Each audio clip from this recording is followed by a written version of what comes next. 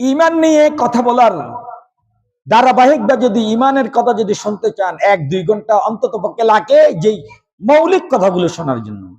45-40 মিনিটে কথাগুলো শোনা যায় না। এই জন্য আপনাদের কাছে অনুরোধ, আপনারা ঈমান নিয়ে একটু পড়াশোনা করেন, ঈমান নিয়ে একটু গবেষণা করেন। আপনার ঈমানটা সঠিক আছে কিনা আপনি নিজেই কষ্টি পাথরে যাচাই করেন। প্রিয় ভাই, বুঝতে পেরেছেন ঈমান কাকে বলে?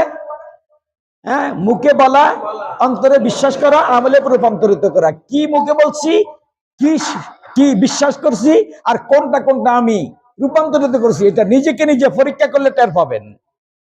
এখন আমি কি বলছি, ঈমান কাকে বলে? 6টি জিনিসের নাম ঈমান।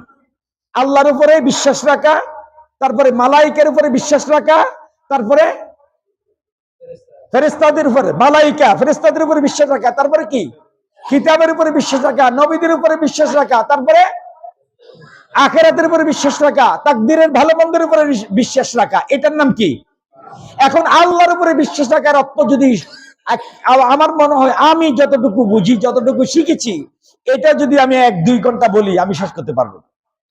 সুতরাং প্রিয় ভাই, আপনি নিজ নিজ জায়গা থেকে ঈমানটাকে শিখার চেষ্টা করেন, ঈমান নিয়ে চর্চা করেন। এটা আপনার উপরে মৌলিক ফরজে আইন, প্রতিটি মুসলমানের উপরে ফরজে আইন ঈমান নিয়ে চর্চা করা। ওনাকে বসা দেন। প্রতিটি মুসলমানের উপরে ফরজে আইন কি? ভাই বলেন, এদিকে বলেন না। হাইরে, প্রতিটি মুসলমানের উপরে ফরজে কি নিয়ে চর্চা করা? কি নিয়ে চর্চা করা? কে কে করবেন?